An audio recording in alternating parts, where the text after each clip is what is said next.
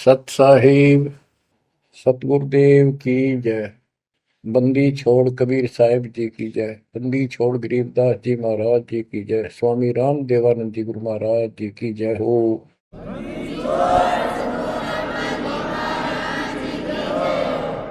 सर्व संतों की जय, सर्व भक्तों की जय, धर्मी पुरुषों की जय।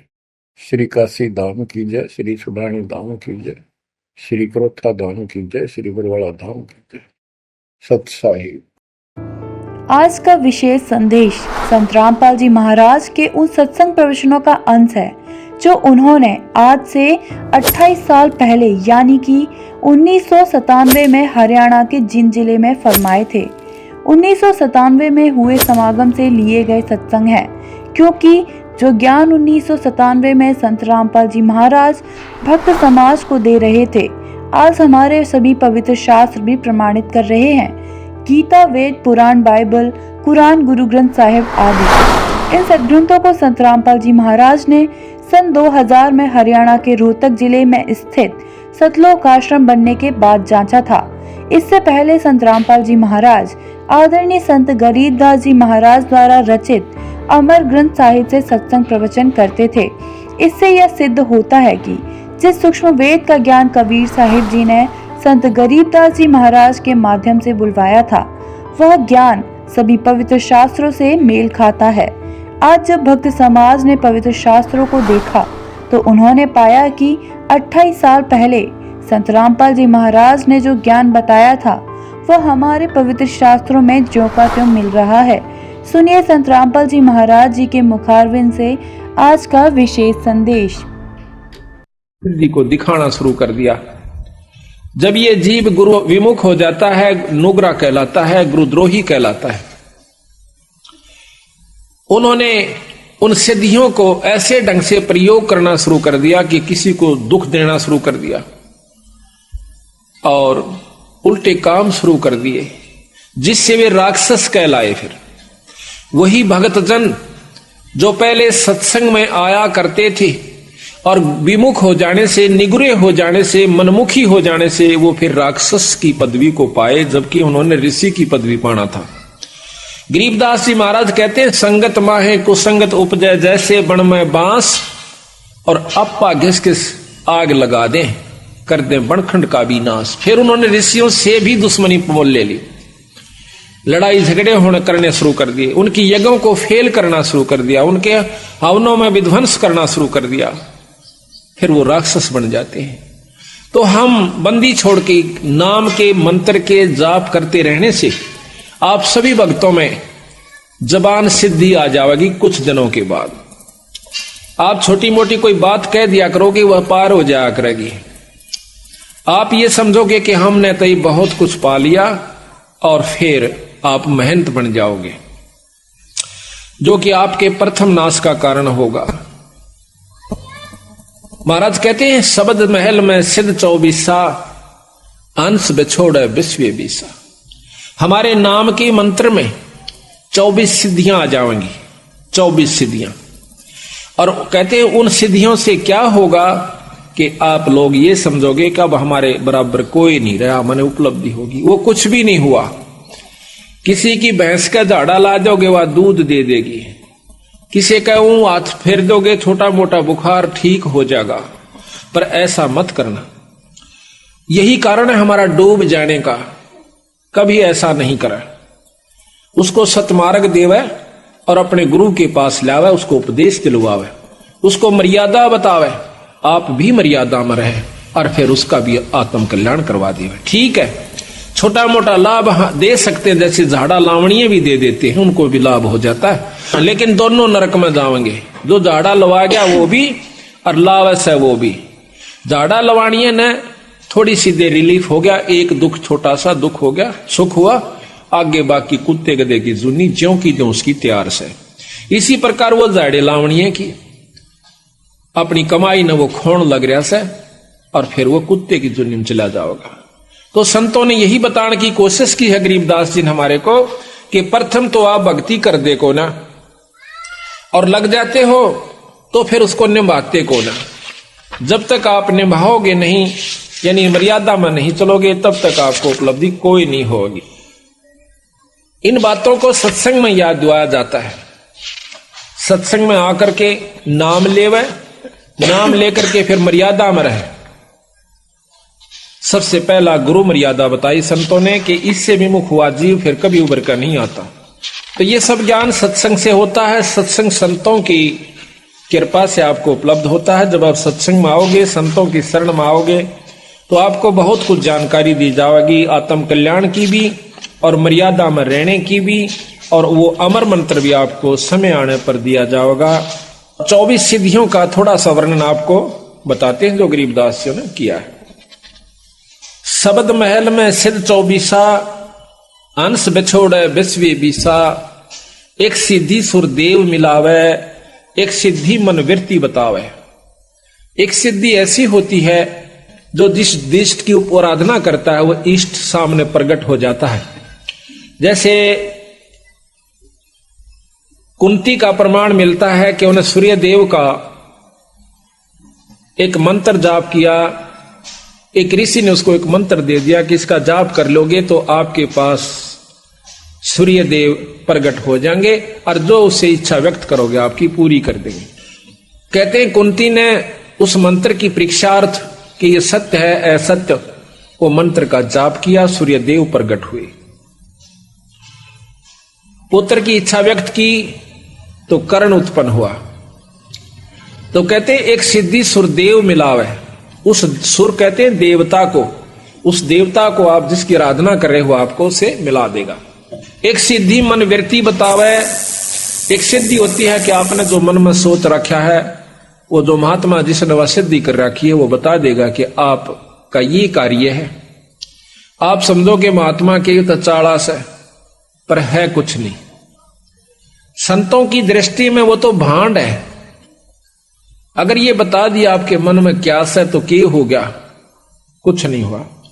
एक सिद्धि मन वृत्ति बतावे, एक सिद्धि हो पौन स्वरूपी, आकाश में पौन की तरह हल्का हो जाता है। एक सिद्धि होवे अनुरूपी, एक सिद्धि निस्वासर जागे, एक सिद्धि सेवक हो आगे।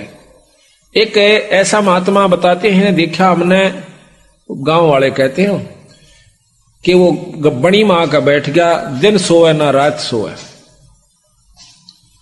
हमने लोग के देखा कि वो हमने सोता नहीं देखा, अब आसन पर बैठा रहा। लोग के देखा कई दिन तक कोशिश करी, 15-20 दिन, तो कहते हैं उसका फिर मंदिर बन गया, पूजा होने लागी, महात्मा के कमाल है। तो कहते हैं एक सिद्धि निस्वासर जागे, एक सिद्धि सेवक हो आगे। जो भी आप मनोरथ पूर्ण चाहोगे वो सिद्धि आपकी पूर्ण कर देगी। एक सिद्धि ऐसी होती है। एक सिद्धि सुरगापुर ध्यावे, एक सिद्धि सो जब सब गठ छावे, एक सिद्धि सब सागर पीवे, एक सिद्धि जो जुग जुग जीवे। एक सिद्धि ऐसी हो जाती है जो सारे सागर को पी जाती है। कहते हैं अगस्त ऋषि ने, एक अगस्त ऋषि था, उसने 2.5 घूंट में सारे समंदर को पी लिया था। सारे समंदर को पी लिया था, फिर प्रार्थना करने पर उसको वापस छोड़ दिया। तो कहते हैं एक सिद्धि सब सागर पीवे, एक सिद्धि जो बहुयुग जीवे। एक सिद्धि ऐसी होती है कई युगा तक जीवित रह सकता है। लेकिन महाराज के कहते हैं कि जब तक सतनाम नहीं मिलेगा तो भी वो कोई लाभ नहीं है। एक सिद्धि जो बहुयुग जीवे, एक सिद्धि जो उड़े आकाशा, एक सिद्धि होती है जो आकाश में उड़ जाते हैं। एक सिद्धि परलोक के बासा, जैसे सुखदेव ऋषि दूसरे लोक में चले जाया करती थी। उड़ जाना कोई और सिद्धि होती है, उस लोक में परमिशन मिल जाना वह कोई और सिद्धि होती है। पर एक सिद्धि परलोक का बासा, एक सिद्धि कष्ट तन जारा, एक सिद्धि तन हंस नियारा। एक सिद्धि ऐसी होती है जो कि शरीर के कष्ट को दूर कर देता है। कई बताए ना को जाड़ न जाड़ दे है, ठीक हो जाती इससे को नहीं, लेकिन वो जाड़े जाड़ सके है, मुक्ति का साधन नहीं है। एक सिद्धि तन हंस नियारा, एक सिद्धि ऐसी होती है जो शरीर से न्यारा हो जाता है वो जीवात्मा, और सिद्ध वो शरीर अलग रहता है और वो अलग जाकर चोला धारण कर लेता है, उससे निकल जाता है, दूसरे में भी प्रवेश कर जाता है। एक सिद्धि तन हंस नियारा, एक सिद्धि जल डूब ना जाई, एक सिद्धि जल पैर न लाई। एक सिद्धि है पानी पर नहीं डूबता, ऊपर का चला जाता है, ये भी कोई लाभ नहीं बताया। पहले भी बताई थी आपको कि एक महात्मा ने सिद्धि कर ली, उसने दूसरे साथी ने महाराज का मार्गदर्शन मिल गया, कबीर साहब का। दो गुरु भाई थे, एक ने तो अपने परंपरा से सिद्ध महात्मा का नाम लिया, वो सिद्ध हो गया, सिद्धि भी के हुई, सिर्फ पानी के ऊपर का नो चला जा, जैसे पृथ्वी पर चला करे। दूसरे ने नाम का जाप मिल गया, सतनाम की भक्ति मिल गई सतगुरु महाराज की। तो दोनों इकट्ठे होते हैं 10-12 वर्ष के बाद। तो जो सिद्ध से उसने नाम ले रखा था साधक से, वो अपने दूसरे साथी से मिला है कि आपने क्या प्राप्ति करी। जो संतों का सेवक था, जिन्होंने नाम का जाप मिला था, वो कहने लगा भाई हमने तो बहुत कुछ प्राप्त किया। क्या किया कि नाम का सुमरण मिल गया, अपना जाप करते हैं।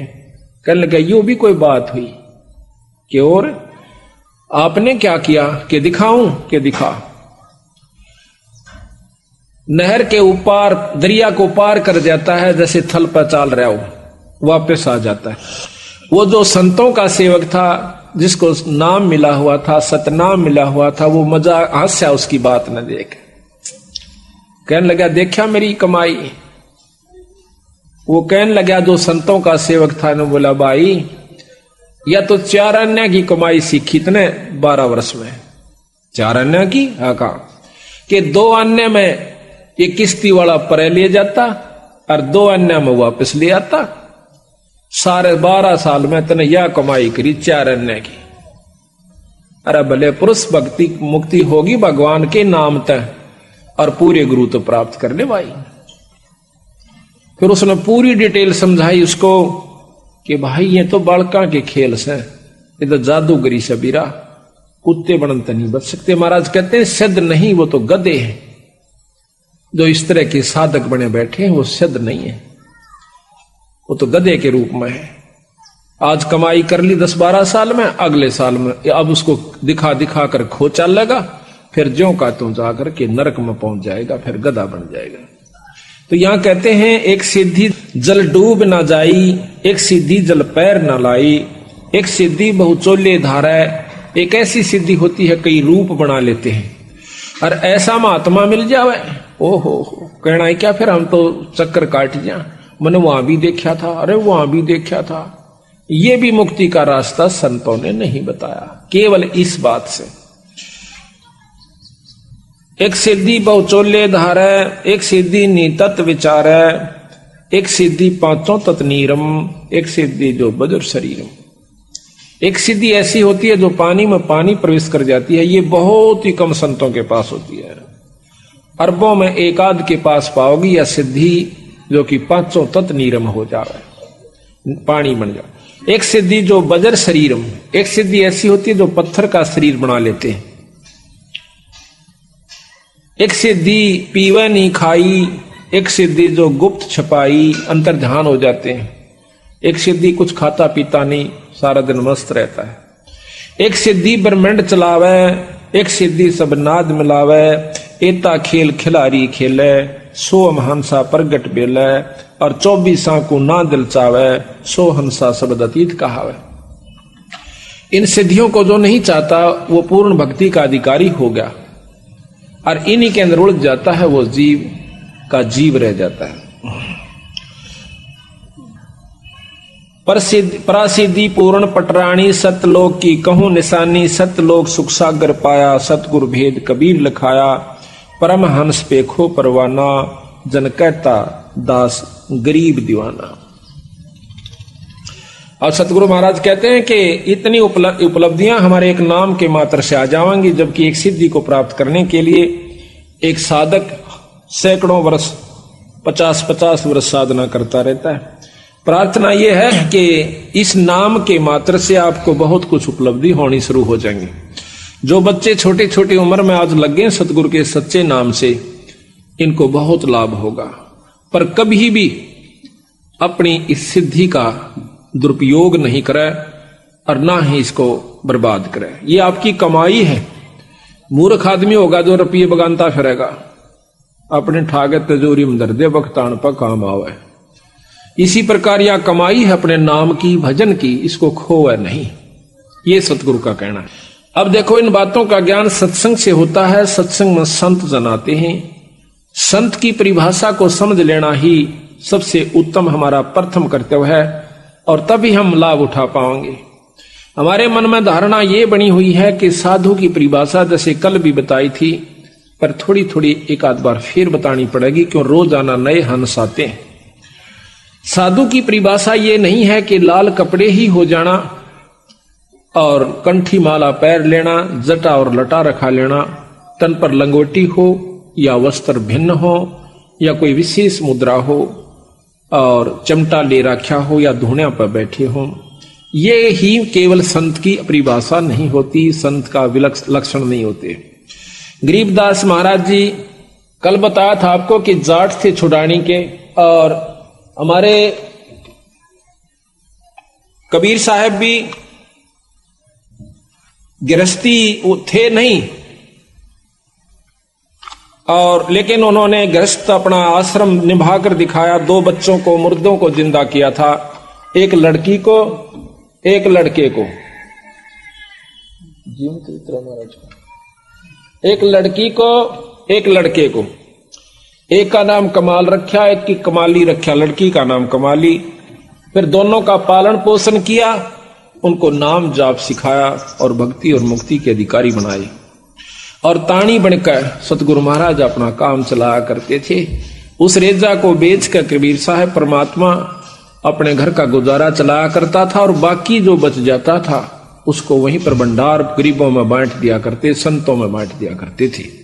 उनकी वेशभूषा कोई भिन्न नहीं थी। जैसे आप सामने देख रहे हो, धोती और कुर्ते में टोपी, जो कि यूपी की वेशभूषा थी, उसमें रहा करते थे। गरीबदास महाराज भी छुड़ानी के अंदर जमींदार थे। साधारण अपना जो वेशभूषा होती है धोती और कुर्ते की, उसमें रहा करते थे। हमारे दादा गुरुजी ये भी छावड़े के जाट थे, और गोपालपुर में इसको लेना था। गोपालपुर में इनका आश्रम बना हुआ है। इन्होंने कभी लाल वस्त्र नहीं धारण किए। इससे पहले भी हमारे गरीबदास बेख में कोई लाल कपड़े नहीं पहना करता था। कबीर पंथ में भी अभी नहीं पहनते, कबीर पंथ में तो, लेकिन गरीबदास पंथ में अब देखा देखी भक्त संतों ने औरों को देखा देखी लाल वस्त्र धारण करने शुरू कर दिए हैं। लेकिन इनकी आवश्यकता भी नहीं है, और पहन भी लिए तो कोई बुरी चीज नहीं है, अगर नाम सत्य है तो। सतनाम ठीक है और गुरु ठीक है, शब्द शक्ति उपलब्ध हो जाएगी। वस्त्र किसी भी हो, वस्त्र से परमात्मा पाने की कोई भी ये वो नहीं है कि ये इसी के कारण हमें ये पहचान नहीं है। परमात्मा इसे पाई हुई है जिसने लाल वस्त्र पहन लिए। परमात्मा के पाने में सहयोग भी कुछ नहीं है लाल वस्त्रों का, किसी भी वस्त्रों का। ये तो सिर्फ शरीर प्रोटेक्शन के लिए, शरीर की रक्षा के लिए होते हैं, गर्मी और सर्दी से बचाने के लिए, और सुविधा हिसाब से बैठन उठन में सुविधा हो, इसे वस्त्र पहन लीजिए। तो इसी प्रकार हमारे बंदी छोड़ भगवान ने हमें बताया है कि संत की परिभाषा क्या होती है।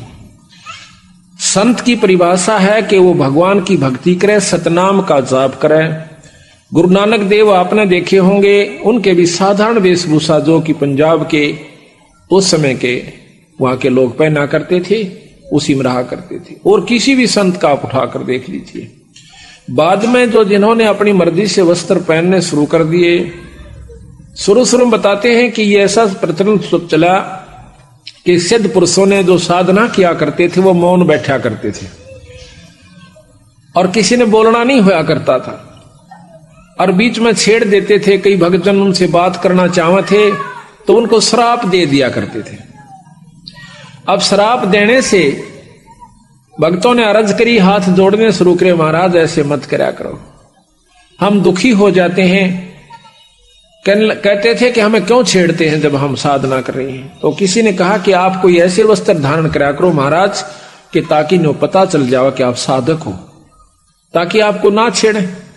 तो इन्होंने लाल वस्त्र अपने पहनने शुरू कर दिए। पहचान होगी कि ये साधक है, साधना कर रहा है। उसको कोई नहीं छोड़ता था, ना बोलते थे। अब उसकी दूसरा इसमें फलां ये भी है कि उस समय ये गेरवे कपड़े जो है मैले कम होते हैं, सफेद कपड़े ज्यादा मैले होते हैं, वो बार बार धोने पड़ते हैं। इसको लेकर भी संतों ने अपने लाल वस्त्र पहनने शुरू कर दिए। बाकी वस्त्र की परमात्मा पाने में कोई सहयोग नहीं है, केवल अपनी सुविधा जैसी भी शरीर प्रोटेक्शन, बॉडी प्रोटेक्शन यानी शरीर की सुरक्षा के लिए किसी भी वस्त्र पहनिए, पर मर्यादा ठीक हो, नियम ठीक हो, आपकी आस्था ठीक हो, आपके विचार ठीक हो, भक्ति आप कीजिए, किसी व्यवस्था में कीजिए। आप खेत में काम करते हुए कीजिए, आप घर पे काम करते हुए कीजिए, आप अपने दफ्तर में कीजिए, अपनी दुकान पर कीजिए, अपनी मजदूरी कर रहे तो कीजिए। ईश्वर के नाम का जाप करने से आपके अंतःकरण के अंदर एक तो सफाई आवेगी, जो सेवा आप करते हो सत्संग में आकर के, इससे आपका अंतःकरण साफ होता है। कल भी आपको बताया था, लेकिन रोजाना थोड़ा थोड़ा दोहराना पड़ा है, क्योंकि नए भक्त जन आते हैं। जितनी आप सेवा सत्संग में करोगे उतना ही आपको लाभ ज्यादा होगा, अंतःकरण में सफाई आवेगी। और जब आपको 7वां दिन होगा, आप देख लीजिए जो यहां सेवा कर रहे हैं, और जब आप यहां से जाओगे आपकी आंखों से आंसू नहीं रुकेंगे। जिन्होंने तन मन से और सच्चे भाव से सेवा की है, सब तय बस की बात नहीं होती, आपका भी कसूर नहीं, हमारे भी ऐसे हो जाता है। तो इससे सिद्ध होता है कि आपका जो अंतःकरण है वो निर्मल हो चुका है सेवा के कारण। सेवा प्रथम है हमारे अहंकार रूपी राक्षस को खत्म करने की। सत्संग में ये रिहर्सल कराई जाती है। सत्संग एक ट्रेनिंग सेंटर भी है, जो कि एक जैसे खेल के अंदर, उस खेलन का जो अंतिम समय आवश्यक है, उससे पहले बहुत मेहनत करवाई जाती है खिलाड़ियों की। उनको वो नियम सिखाए जाते हैं कि ऐसे ऐसे आपने करना होगा, जबकि आपका सही तत्व बगेगा जब वो खेल शुरू होगा। तो उस समय हमारी सबसे बड़ी आंट के बनेगी, अहंकार हमारा सबसे बड़ा दुश्मन है, जो परमात्मा को कति पसंद नहीं है। जो झुक नहीं सकता उसमें भक्ति प्रवेश नहीं हो पाई।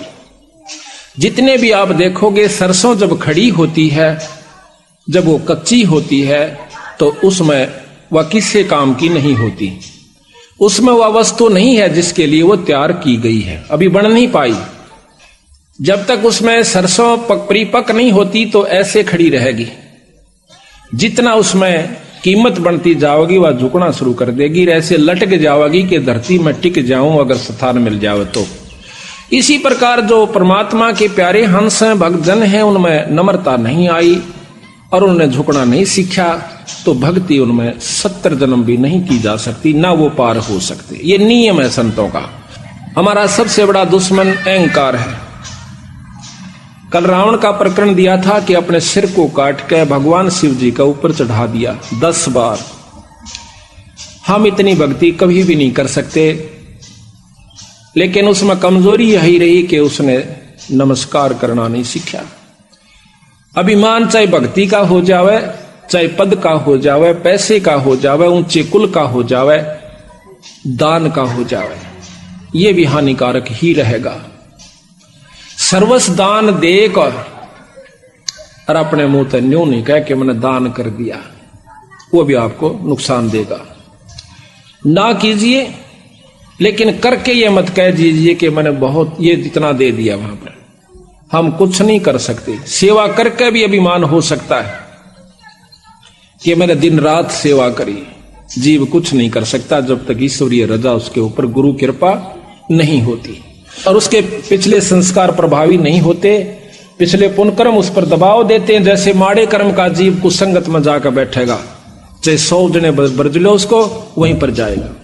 अच्छे संस्कार का जीव, अच्छे संस्कार की हंस आत्मा, वो पुण्यकर्मी इंसानों के पास, भक्तों के पास जाएगी, वो सत्संग में आवेगा।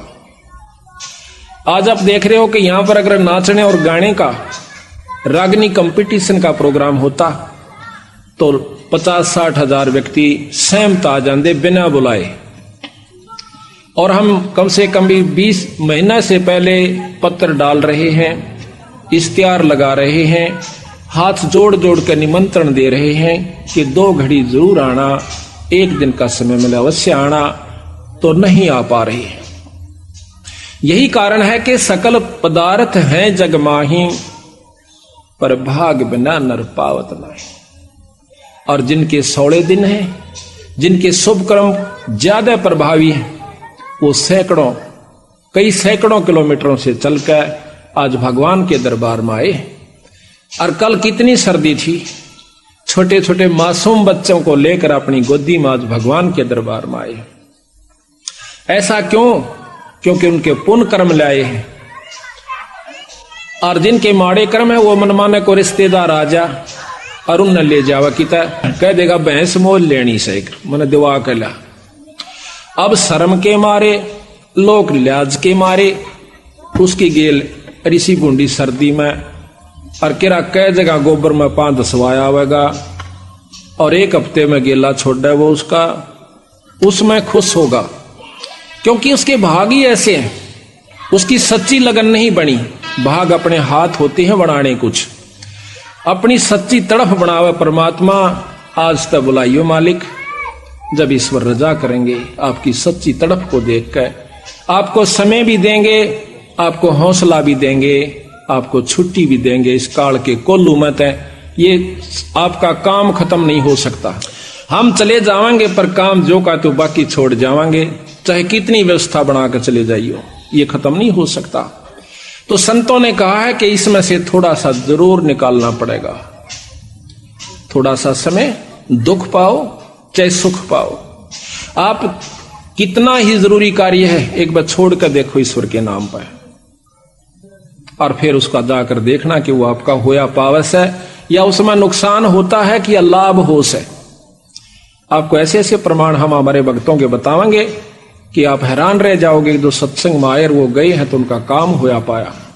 छोटे छोटे काम तो छोटे ही होते हैं जो 8 बना दें और वही पूरे हो जाते विश्वास बना दें। सतगुरु महाराज में बहुत बड़ी कृपा है, बंदी छोड़ कबीर साहब में, ये अनंत करोड़ ब्रह्मांड के परमात्मा है। अब इनको हम समझ नहीं पाए। क्यों नहीं समझ पाए? क्योंकि हम हिंदू होने के नाते तो अपने 3 लोक के परमात्माओं की गाथाओं में ही हम मस्त रहे। बचपन से वही गाथाएं सुनी, उन्हीं की कथाएं सुनी, उन्हीं के परिचय सुने, उन्हीं के चमत्कार सुने और हमने मान लिया कि ये पूर्ण यही शक्तियां हैं। फिर उनकी जैसा भी हमने ज्ञान था, उनकी भी अगर हम सतमार्ग से भक्ति करें, सद्भाव से, तो कुछ प्राप्ति कुछ लाभ वो भी दे सकते हैं। कल भी बताया था आपको, जिस भी परमात्मा में जितनी शक्ति है उतना अवश्य आपको लाभ दे। किसी देव का आसरा है तो उतना लाभ अवश्य देगा। 3 लोक की परम शक्ति ब्रह्मा विष्णु महेश आदरणीय और पूजनीय शक्तियां हैं।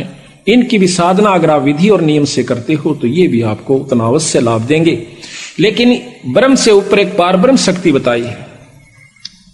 अब इन बातों का ऊपर बहुत विचार करना होगा, जब जाकर के हम इस बात को पकड़ पाएंगे कि ब्रह्म से ऊपर एक पारब्रह्म शक्ति होती है।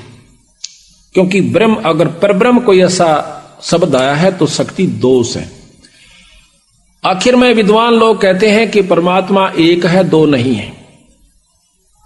परमात्मा एक है।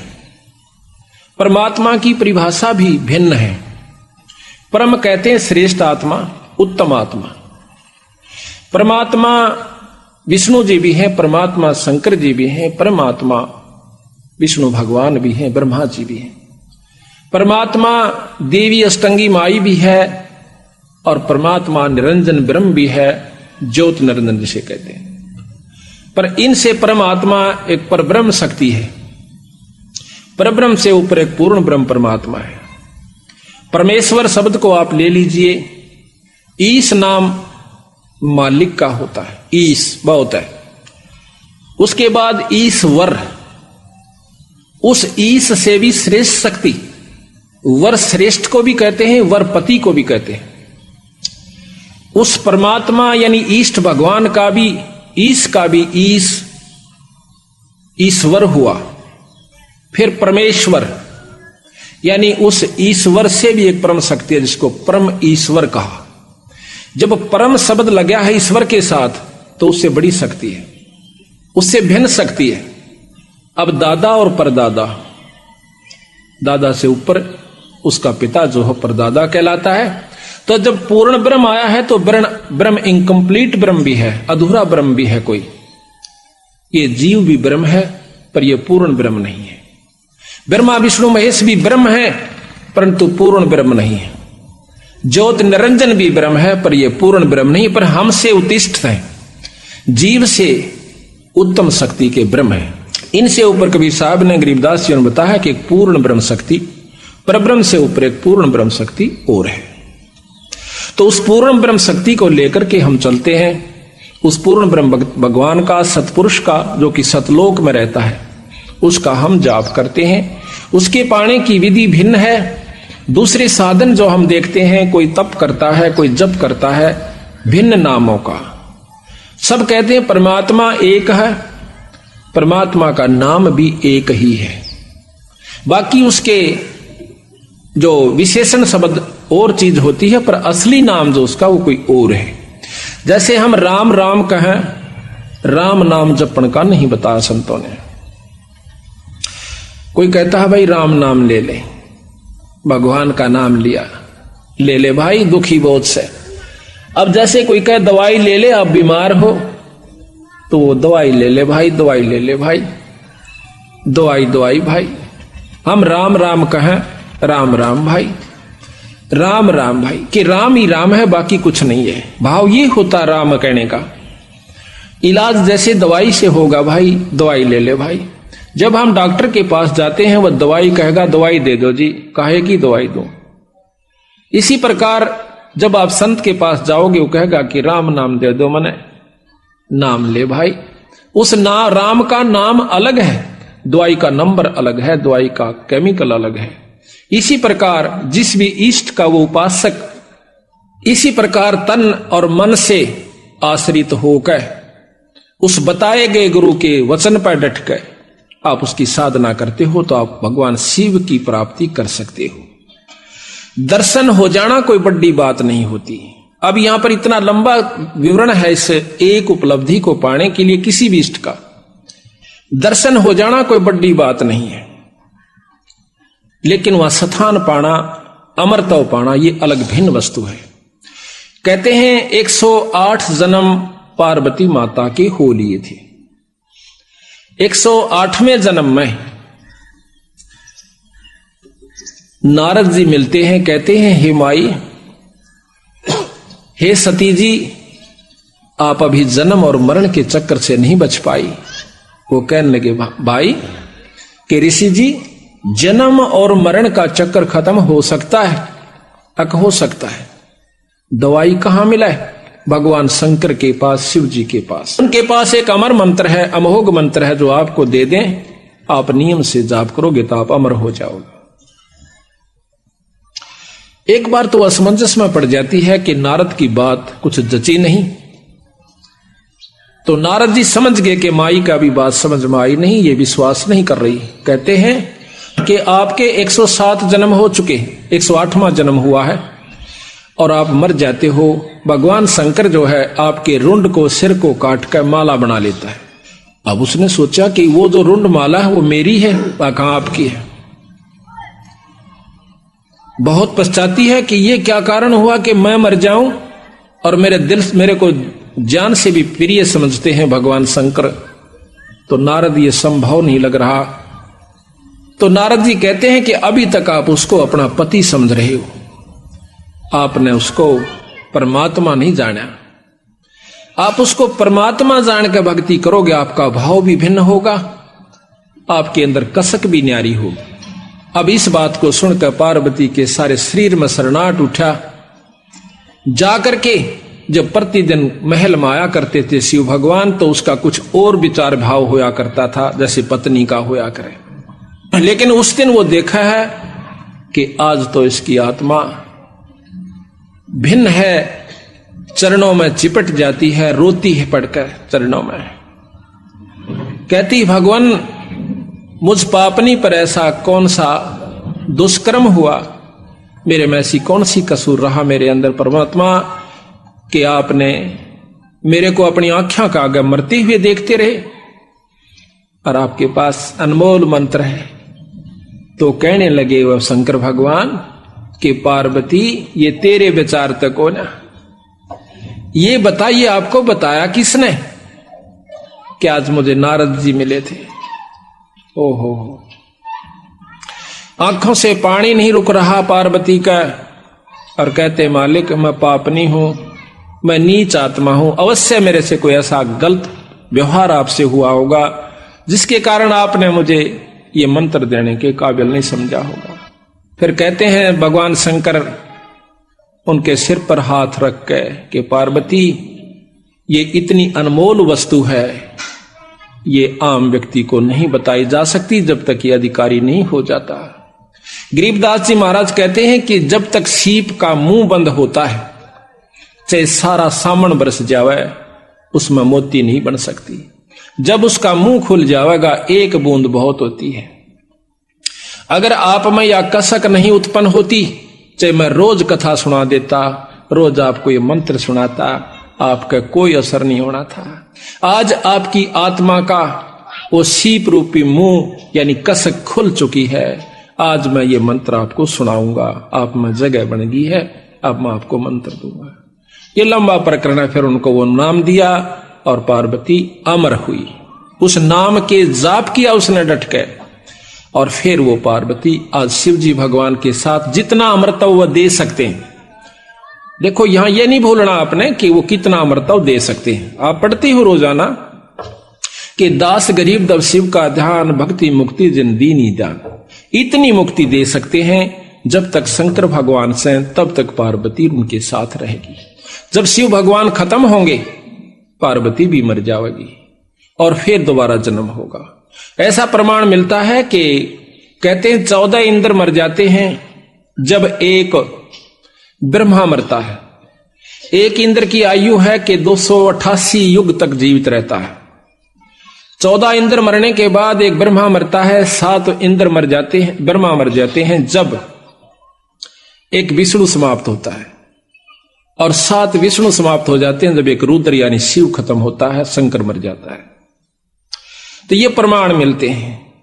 फिर लिखा है कि जब महाप्रलय होती है, पृथ्वी तत्व को जल तत्व खत्म कर देगा, जल तत्व को अग्नि तत्व, अग्नि को वायु, वायु को आकाश अपने अंदर समा लेगा, और फिर आकाश को ओंकार निरंजन ब्रह्म अपने अंदर समा लेगा, ब्रह्म को पार ब्रह्म यानी अवगित पुरुष अपने अंदर समा लेगा। कुछ युगों समय के बाद फिर ये दोबारा सृष्टि रची जाएगी। फिर इसी प्रकार सतयुग त्रेता द्वापर फिर यह युग और जीव शुरू हो जाएंगे। दोबारा फिर वो जीव रूप में आएंगे, फिर भक्ति साधना करेंगे, फिर अपने लोकों को प्राप्त करेंगे। चाहे राष्ट्रपति का लड़का हो, सकूल में आना पड़ेगा और उसने अपनी वो साधना, वो भक्ति यानी वो शिक्षा प्राप्त करके वो उस पोस्ट को प्राप्त कर पाओगा, अन्यथा नहीं। इसी प्रकार यहां पर इन परमात्माओं ने भी आना पड़ा, फिर भक्ति करी, और फिर यहां पर ये देव ऋषि पैदा करके ये अपने लोक में चले गए। तो इसी प्रकार सतगुरु महाराज ने हमें बताने की कोशिश की है कि हम कहां ले आ रहे थे बात को, कि अहंकार रूपी राक्षस हमारा सबसे बड़ा दुश्मन है। हाँ, तो दर्शन हो जाने मात्र से, क्योंकि पार्वती तो 168 साल उसके साथ रही, युग जन्म 107 जन्म तो पूरे व्यतीत करके गई, वह शिव जी भगवान के साथ रही, दर्शन भी किए, सारे काम हुए, पर मुक्ति नहीं हुई। मुक्ति सघोग अमोघ मंत्र से होगी, उस नाम से होगी, अगर वो उस संत के पास उसका होगा तो कहते हैं। तो इसमें जो हमें किसी भी इष्ट की हम साधना करते हैं, प्रथम हमारे 8 जो बनती है वो अहंकार की बनती है। रावण के अंदर अहंकार इतना था कि उसने नमन करना नहीं सीखा, भक्ति खूब करी, दान भी किया, तप भी किए, सिर भी चढ़ा देना कोई बच्चों का खेल नहीं है। पर सिर चढ़ाना कोई काटने तय मतलब नहीं है संतों का, सिर चढ़ाना झुका देना, और गुरु की आज्ञा आवही, गुरु की आज्ञा जा, कहे कबीर सो संत है, फिर आवागमन नशा। यानी गुरु को बहुत महत्व दिया सतगुरु महाराज ने। अब यहां गुरु क्या सिखाता है, प्रथम कि लंबी दंडौत कीजिए। अगर ऐसा नहीं करता है तो अधिकारी नहीं हो पाएगा। चाहे हम कितनी अच्छी पोस्ट पे, चाहे एसपी सिलेक्ट हुए और जाकर ट्रेनिंग सेंटर में जाते हैं, उनको पूरा रिहर्सल करवाया जाता है, लंबी क्रॉलिंग भी करवाई जाती है, लंबा सारा जो भी उनकी प्रक्रिया वो सारी करनी पड़ती है, फिर जाकर के वो अधिकारी बनता है। अगर वो ऐसा नहीं करता तो वहां फेल हो जाता है। इसी प्रकार यहां पर आने के बाद हमने वो रिहर्सल जो गुरु बताया वह करनी पड़ेगी। अगर ऐसा आप नहीं करते हो तो आप उससे अक्षेत्र के अधिकारी नहीं हो। तो यहां पर है सबसे पहला अहंकार रूपी राक्षस खत्म करने का एकमात्र रास्ता है कि हम अपने आप को दंडोत प्रणाम करें, अपने गुरु के सामने, संतों के सामने और साथ में अपने पूर्ण ब्रह्म परमात्मा इस ग्रंथ साहब के सामने। अभी आपको बताएंगे, कई भाई कहते हैं कि ये तो एक मूर्ति पूजा करते हो आप, दंडोत कर देना इस जड़ के सामने। इसका वर्णन देंगे, पहले हम आपको अहंकार का एक थोड़ा सा उदाहरण सुनाते हैं। गरीबदास महाराज कहते हैं कि ये रिहर्सल करते करते भी ये राक्षस अहंकार खड़ा हो जाता है। दंडोत प्रणाम करते करते, नम्रता बरतते बरते भी ये कहीं ना कहीं हमारे को ले डूबने की कोशिश कर लेता है। अगर जो नहीं करते उनके लिए की बनेगी। एक अजाजील नाम के बहुत बड़े साधु हुए, संत हुए। उनके गुरु ने बताया कि बेटा साधना करा कर और बंदगी किया कर। बंदगी से एक यज्ञ का काम करती है, एक यज्ञ प्रणाम की होती है। प्रणाम करना भी एक यज्ञ में आ जाता है। कहते हैं उसने 11 अरब बंदगी करी जब वो विष्णु धाम में जाता है, क्योंकि विष्णु का उपासक उनका संत था। विष्णु धाम में जब जाते हैं तो वहां जाकर के क्या देखता है विष्णु भगवान के, भाई छोरे ने कमाई बहुत करी पर इसकी परीक्षा ले। कहता है आओ संत जी। भगवान विष्णु कहते हैं आपने तो बहुत ज्यादा कमाई की। कहा महाराज बहुत हुई। भाई एक काम करें, क्या कि आप अपनी शक्ति से एक मनुष्य बनाइए। कि मैं बना सकता हूं? आप बना सकते हो। कैसे? आप कहो कि मनुष्य भव है। उसने फट कहा मनुष्य भव है। एक 16 साल का जवान लड़का बहुत खूबसूरत और बन जाता है और साथ में खड़ा हो जाता है। कहता अजाजील तेरा परम साधन है कि आप इसको नमस्कार कीजिए। अब अजाजील हैरान हो जासे कि इसको मैं दंडोत करूं, ये तो मेरा पैदा किया हुआ से, ये तो मेरा पुत्र हुआ, मैं नहीं करूंगा। अब विष्णु भगवान ने सोचा या इसकी करी कराई कमाई खत्म होने लाग रही से बेचारे की। कहने लगा बेटा नमस्कार करना चाहिए। बहुत उदाहरण दिए। कहते हैं कि मेरे भरगो ने लात मारी थी, मेरा के बिगड़ गया रहे। नम्रता नहीं खोनी चाहिए, संत ने संतता नहीं छोड़नी चाहिए। या तेरी कमजोरी से अजाजील कुछ भी को महाराज ये भाषण में बहुत सुन रहा सो, ये प्रवचन मैंने गणे सुन रखे। ये अहंकार रूपी राक्षस अंत समय में भी खड़ा हो गया, जबकि उसने इतना अभिमान, इतना नम्रता पूर्वक कितनी बंदगी की थी। भगवान विष्णु ने सोचा कि इसकी करी कराई कमाई जाओ बेचारे की। एक ऐसा द्वार बना हुआ था जिसमें झुक के जाना पड़ता था दूसरी तरफ ने। उस लड़के को कहा कि आप परे चले जाइए। वो लड़का परे चला गया। कहने लगे आजा अजाजील, इधर घूम कर आते हैं, स्वर्ग दिखाऊं तूने। अजाजील विष्णु भगवान समेत मुकुट और चक्र सुदर्शन के ऐसे नीचा होकर के गर्दन झुका के और परली तरफ चला जाता, पर अजाजील नहीं झुकता। कहने लगा मैं जानू हूं तू छलिया है, तेरे छल में को नहीं आऊं। अब वहां पर वो अहंकार इतना आकड़ गया, अब क्या करे। वो चाहते थे कि यू एक बार न्यू भी करके निकलाओ, मैं फिर भी इसने पास कर दूंगा, पर नहीं हो पाता। कहता जा बेटा तेरे के से 300 कूतरू आओ यहां पर और गधे की जुन्नी में जा। वहीं पर महाराज कहते हैं अजाजील की बंदगी पल मां ही बहाई, एक पल में वह करी कराई कमाई उसकी सत्यानाश हो गया।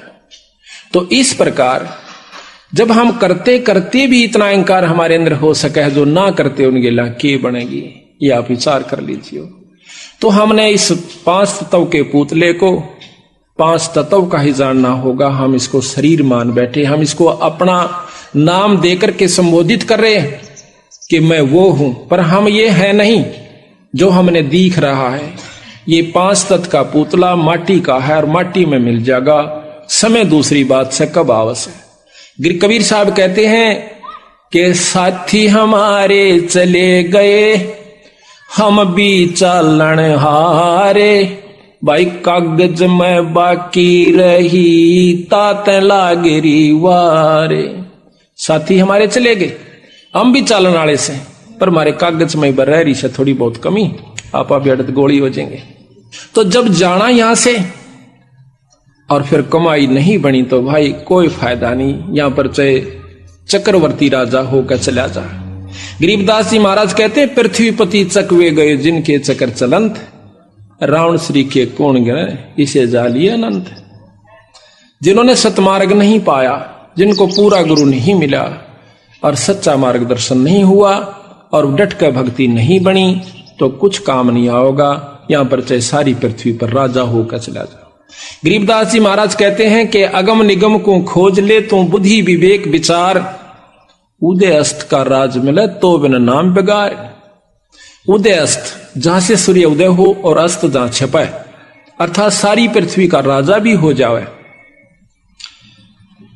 अगर भक्ति नहीं बनी तो ये राज भी बेगार होती है। बेगार को बहुत अच्छी तरह समझते हो, जिसमें अन्ना एक मिलानी डोल घनी हो, उसको बेगार कहते हैं। तो इसी प्रकार संत आकर के हमें बार बार समझाने की कोशिश करते हैं।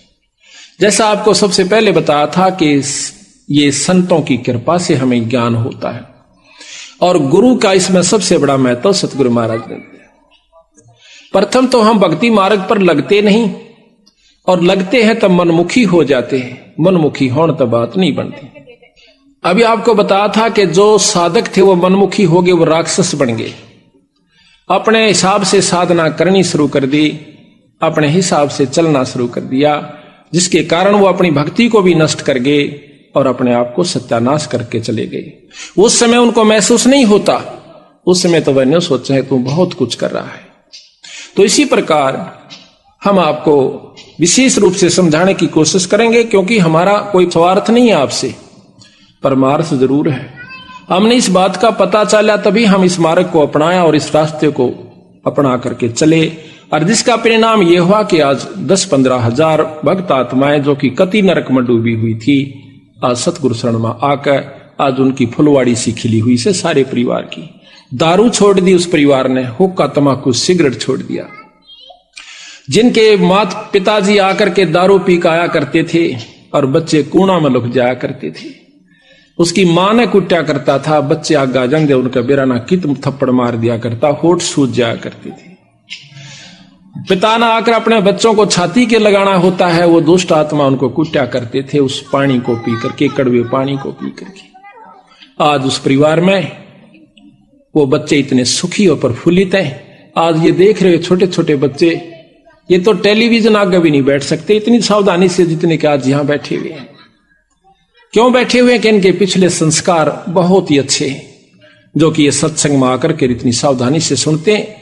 हमने यहां रोहतक में सत्संग किया 6-6 घंटे, ये छोटे छोटे बालक में बैठे रहा करते थे, 1 मिनट भी ये उठ करके कहीं नहीं जाया करते थे।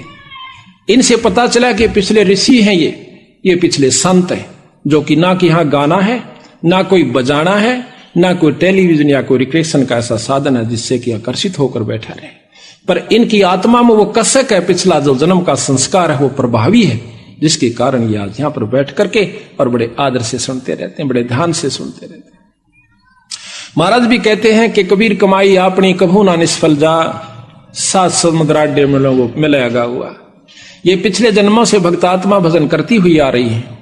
जिसने आज 60 साल का हो लिया रीबता, इन्हों सोची भी नहीं है कि भक्ति करया करें, उसने अभी तक भक्ति रूपी नाम रूपी बीज बोया भी नहीं सह, किसी युग में भी, चौथा युग में आ चुके हैं। और जिन्हों के बचपन में नाम मिला है इन भक्तात्माओं के, इन बच्चों को, तो इनके पिछले युगा युग एक संस्कार, युगा युगा की भक्ति भी जिन्होंने बो रखा है और इनका ये सफल करके चले जाओगे। अब हमने ये सोच रखा है कि नाम का जाप भक्ति केवल वो लोग करते हैं जो घर छोड़ कर चले जाएं या कति अखंड ब्रह्मचारी रहे। दरो ने 5.5 साल के नाम लेकर के 5 साल के 5.5 साल में ईश्वर प्राप्ति की थी। वो सतयुग का समय था, आत्मा साफ होया करती थी, इतना दूषित वातावरण नहीं था, और पूरा नाम सतनाम मिले पाछा यो जीव घड़ी आण का काम नहीं से रोया, और परमात्मा को उस नाम का जाप 6 महीना में परमात्मा प्राप्ति हुई। उसके बाद शादी कराई, शादी करा करके उसने 36,000 वर्ष राज किया। फिर प्रहलाद का प्रमाण मिलता है कि 10 साल की उम्र में उसने परमात्मा प्राप्ति की, नरसिंह रूप में उसको दर्शन दिए, ईश्वर प्राप्ति हुई कि मांग बाई के मांग से। क्या मांगू सतगुरु आपके सामने, हे परमात्मा आप सर्वज्ञ हो, सर्व जानने वाले हो। तो कहते हैं फिर धरु प्रहलाद ने भी अपना ब्याह करवाया और भक्ति करके अपने इष्ट प्राप्ति की और राज किया। प्रहलाद का पोता राजा बलि था, प्रहलाद का लड़का बैलोचन हुआ और पोता राजा बलि था, जिसने बहुत अच्छा यज्ञ किए, जिसमें भगवान ने भी आकर के उनसे सामने प्रकट होकर के दान लेना पड़ा। तो इस प्रकार परमात्मा की भक्ति वही जन कर सकते हैं जो कि पीछे करते आ रहे। थोड़ा पीछे। गरीब भक्ति बंदगी दीजिए जोगन जोगन जगदीश, और मैं लखों अलेख को अदर मुकट धर शीसे, गृह बे लोक अलोक चाऊं नहीं, इच्छा नहीं अचूक, अदली आद कबीर के चरण कमल की भूख। कहते हैं मैंने तो बंदी छोड़कर अपने परमात्मा सतपुरुष कबीर साहिब की चरणा की भूख से।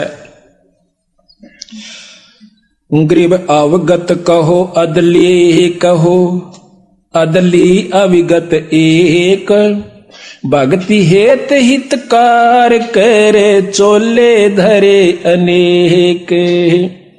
गरीब बांदी जाम गुलाम है, खाने जाद खरीद, अनहदपुर में ले गए मिले दीद बर दीद। तो इस प्रकार जब हम संतां की शरण में आते हैं तो हमें लाभ मिलता है। तो पहली कड़ी आपको बताई थी कि गुरु होता है। अब आपको एक थोड़ी सी कथा सुनाएंगे, बहुत विस्तृत, और जिसके अंदर आपको कई शिक्षाएं मिलेंगी। ये कथाएं कैण सुनन की कोना, कल भी आपको बताया था ये बात कैण सुनन की ना से कर पाड़ने की है। अभी आपको कबीर साहब के कबीर सागर, जो कि बहुत बड़ा ग्रंथ है, उसमें आपको सुनाएंगे और दिखाएंगे।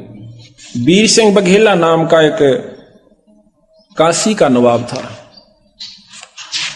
उसने अपने घर पर सत्संग करवा रखा था। तो सत्संग में भक्त जन संत जन आए हुए थे। तो उन संतों ने आकर अपनी साधना यानी भक्ति भजन शुरू किया। बंदी छोड़ कबीर साहब भी वहां पर जा बैठे। उन्हीं सत्संगी यानी भक्त जनों के अंदर तो आप अपना जिसने जितना ज्ञान था प्रवचन कर रहे थे। कबीर साहब का असली उद्देश्य यही था कि भी हम सतमार्ग दर्शन करें। जब तक इस जीव को सतमार्ग दर्शन नहीं होगा, यू भक्ति भी कर जाएगा लेकिन वो वस्तु प्राप्त नहीं कर सकता जिसके लिए मनुष्य शरीर प्राप्त हुआ है। पहले तो आपको मौखिक सुनाता हूं, फिर इसमें मोटे मोटे आपको उदाहरण सुनाऊंगा। तो वहां पर नामदेव जी और भी कई संत आए हुए थे। तो कबीर साहब उनके बीच में जाकर बैठ जाता है। कोई आप अपनी साधना विशेष बता रहे थे, कोई राम का जाप, कोई कृष्ण का जाप, कोई निर्गुण परमात्मा की भक्ति जैसे भी उन्हें ज्ञान था वो बता रहे थे। कबीर साहब को कहने लगे कि आप भी सुनाओ भगत जी। बंदी छोड़ते एक साधारण से भेष में, जैसा भी यूपी का वेशभूषा थी उसमें बैठे थे। तो वो कहने लगा भाई की सुनाऊं, आप तो महान विद्वान सो, मैं क्या सुना सकता हूं आपको। अगर नहीं कुछ तो जरूर सुनाओ, आप आए हो, आप विद्वान लगते हो। अगर नहीं विद्वान नहीं, मैं तो अनपढ़ हूं। कोई बात नहीं, अनपढ़ भी तो परमात्मा के साधक होते हैं। तो सतगुरु महाराज फिर सुनाना शुरू करते हैं। जैसा कि मैंने अभी आपको बताया था कि राम कृष्ण तीन लोक के परमात्मा है। ब्रह्म पुराण आप पढ़िए, ब्रह्म पुराण के अंदर ब्रह्मा पुराण में लिखा है कि भगवान ब्रह्मा प्रजापिता से ये सारी सृष्टि उत्पन्न हुई। शिव और विष्णु भगवान इन्हीं की उत्पत्ति है। तो शिव पुराण में आप देखिएगा कि शिव जी से ये दोनों देवता उत्पन्न हुए, ब्रह्मा और विष्णु जी। विष्णु पुराण में आप देखिए कि ब्रह्मा और शिव की उत्पत्ति विष्णु भगवान ने ही की है। तो उन्होंने कहा कबीर साहब ने कि इनमें से कौन सी को सत्य माने, आप बताइए। तो वो कहने लगे आप वाद विवाद करने आए हो या कोई मार्गदर्शन कर रहे हो। सतगुरु महाराज कहते हैं अगर आप इसको वाद विवाद कहते हो तो हम चुप हो जाते हैं। अगर नहीं आप बताओ। उन्होंने बताया कि एक पूर्ण ब्रह्म परमात्मा सतपुर सतलोक में रहता है। ये सब ब्रह्मांड खत्म हो जाएंगे, 21 ब्रह्मांड खत्म हो जाएंगे महाप्रलय में, उसमें सतलोक खत्म नहीं होता। सभी संत हंसने लग जाते हैं। अब सुनो इसकी बात, ये कितना शास्त्र में सुनी नहीं, कि आज तक हमने पढ़ी नहीं, कोई किसी मार्गदर्शक ने हमें नहीं बताई। वो कीर्तन ले आया एक जुलाहा बंदी छोड़ने, बोले भाई मैंने जो बता दी वो ठीक है, आप अपने शास्त्रों के गा रहे हो, हम अपने शास्त्र को गा रहे हैं। तो नामदेव जाकर के वीर सिंह बघेला को, जो कि अपनी छत पर बैठा हुआ दूर से आनंद ले रहा था। ये राजा लोग यहीं तक सीमित हुआ करते थे कि भाई धर्म करवाना से, धर्म करने वाले धर्म कर रहे से, अपना पाठ कर रहे से, कोई सत्संगा रहा वो ठाठता अपने महल में बैठे है। ये कोई भजन और भक्ति और सत्संग नहीं होता, ना धर्म होता। तो नामदेव जाकर कहने लगा महाराज एक बेरानी की यार सिर्फ रानियों का है, इस राम कृष्ण तो बहुत छोटी शक्ति है, इनसे ऊपर एक और बड़ी शक्ति है। तो राजा कहने लगा उसको यहां लाओ बुला के। छड़ीदार एक नौकर भेजा कि जाओ उसको बुला के लाओ, कबीर नाम है उसका। वो छड़ीदार यानी वो सेवक जाता है, कबीर साहब को कहता है कि आपको राजा याद करे। कबीर साहब कहने लगे भाई ना तो मैंने राजा की आवश्यकता, ना मैंने दान धर्म कोई उनसे उपासना, वो क्या नाम है धन उपार्जन करना। हम तो भाई 2 रोटी दाल रोटी खाने वाले से कि तो मिल जाए ठीक से, अगर गरज है तो राजा यहां आ जाए। अभी यहां पर यह नहीं समझना कि कबीर साहब ने अभिमान किया, अभिमान तोड़ने के लिए किया। राजा को जाकर छड़ीदार ने और 2 बात फालतू लगाई कि महाराज वो तो आपकी बात भी नहीं सुनता, कहता यहां आ जाए अगर उसको गरज है तो। राजा कहने लगा नामदेव भी चढ़ गया, देखा जी। राजा कहता है कि नामदेव वो संत है, कोई भांड होता ना भिखारी, राजा बुलावे और संत ना आवे, ने सोचो मेरा ना जोड़ी भर देगा, तेरी बात जाता, लेकिन उसने देखा भी नहीं हमारी तरफ, मैं चलूंगा भाई। तो अपने घोड़े हाथी सजवा कर और आता है सज दज कर। कहते हैं कबीर साहब के धर्मदास जब राजा नजदीक आया तो मैंने एक सिद्धि दिखाई, जमीन से 1.25 हाथ ऊपर अपना आसन कर लिया। 1.25 हाथ ऊपर मैं जैसे जमीन पर नहीं हूं, 1.25 हाथ ऊपर बैठा हूं। राजा इस क्रिया को देख कर एकदम अचंभित हो जाता है, आकर के लंबी दंडौत प्रणाम करता है, फिर उनसे ज्ञान पूछता है। ज्ञान पूछ करके फिर हम उसको बताया, वो बहुत प्रभावी होता है। कहता है मुझे नाम दे दीजिए। कहने लगा भाई चलो कोई बात नहीं। घर चले जाते हैं, उनको उपदेश दे दिया, सारे परिवार ने नाम लिया। नाम लेकर के जब उसने 2-4 साल हो गए अपनी भक्ति करते हुए, एक दिन फिर बंदी छोड़ जाते हैं। बहुत कुछ बातें चली तो कहने लगा महाराज मेरी भक्ति अब बहुत होगी अगना बेटा, अभी तो शुरू भी नहीं हुई है। ये हैरान रह गया वीर सिंह कि महाराज 4 साल हो गया, आपने मेरे को नाम भी दे रखा, सार नाम भी दे रखा। बेटा नाम और सार नाम कोई और चीज है, आपको सार शब्द और बताना है। वो कहने लगा महाराज वो सार शब्द कैसा होता है कि नुबड़ का खेल को नहीं, कि यू ऐसे बताने का हो से। कहते हैं अति अधीन दीन हो प्राणी, जाको कहिए या अकथ कहानी। एक सार नाम, पहले सतनाम होता है, फिर सार नाम होता है, फिर सार शब्द होता है। जब तक सार शब्द गुरु से नहीं मिलेगा तब तक वो जीव भी मुक्त नहीं हो सकता। इतनी लंबी प्रक्रिया इस काल से छुटवाउन की सतगुरु महाराज ने बताई, हम इसको बच्चों का खेल समझ रहे। तो महाराज मैंने सार शब्द दे दो, किसी लिए आया हूं। एक काम कीजिए कि क्या महाराज आपके गांव में, आपके नगर में एक ब्राह्मणी रहती है विधवा, और उसके पास एक धोती है, उसको ले आइए। और क्योंकि मुझे धोती एक साफ कपड़े की आवश्यकता पड़ेगी जब मैं आपको नाम दूं, और धोती भी वो लाना जो उसने अपने आंगन में एक कपास की बाड़ी के पौधे, वो एक कपास के उस बाड़ी के अंदर, और उस कपास के पौधों को गंगा जल से अपने सिर पर मटके ला के सींचा, और सींच के उनको तैयार किया। तैयार करके अपने हाथ से काट के, यानी उसको लोड्या, फिर काटा, काट करके वह धोती तैयार कर रखी है, वो लाना। अच्छा मारो ने सोची को एक आध गांव ले लेगी, गणा करेगी तो पर ले आऊंगा महाराज, पर नाम सार शब्द में लगा जब तुझे ये ले आओगा। अब वो वीर सिंह बघेला अपने सर्वेंट नौकर को लेकर के 5-7 सिपाहियों को जाता है, जाके बता दिया कि महाराज आ रहे हैं। उसने आसन दे दिया, बिछा दिया, दूध का लोटा भर के लाई, महाराज दूध पी लो। कहने लगा बहन दूध मैं जब पीऊंगा जब आप मेरी एक प्रार्थना स्वीकार कर लोगे। हुक्म करो परवरदिगार, आप तो मालिक हो प्रजा के, आपने प्रार्थना हुक्म करो कि मैं एक सार शब्द प्राप्त करना है अपने गुरु से, और वो मुझे जब मिलेगा जब मैं आपसे धोती ले जाऊंगा। कौन सी धोती महाराज? सैकड़ों धोतियां हैं, जो चाहो सो ले। कि वो धोती जो आपने ऐसे ऐसे तैयार करी है। वो कहने लगी महाराज यह धोती मैं नहीं दे सकती आपको। क्यों? क्योंकि ये मैंने अपने इष्ट जगन्नाथ के लिए तैयार कर रखी है, और इसमें मेरा एक एक प्रेम मेरे इष्ट के नाम पर प्रो रखा मैं नहीं दे सकती। मेरा सिर काट दे, परिवार ने खत्म कर दे, देश निकाला दे राजन, या कौन दो, ये मेरे भगवान की खातिर से। अब ज्ञान हो चुका था, उपदेशी था। उपदेशी ना होता तो 2 मारता जड़ाकर काट ले जाता उसमें, पर नहीं बोला। यही होता है ज्ञानी और अज्ञानी के अंदर अंतर हो जाता है जब सत्संगी हो जाता है। महाराज कहते हैं कि राजा योगी एक सुनो रे झुमकरा।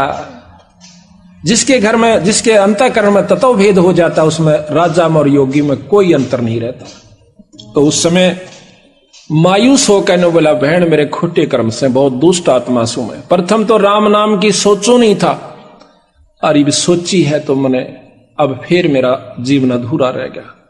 आंखों में आंसू भरे आया और उठकर चल पड़ता है। आके बंदी छोड़ से कहता है सतगुरु महानीच आत्मा सु मैं। अब क्या बात हुई भाई? कि महाराज ऐसे ऐसे उसने कहा कि ये धोती मैं अपने इष्ट के लिए तैयार कर रखी है, मैं आपको नहीं दे सकती, चाहे सिर काट दो।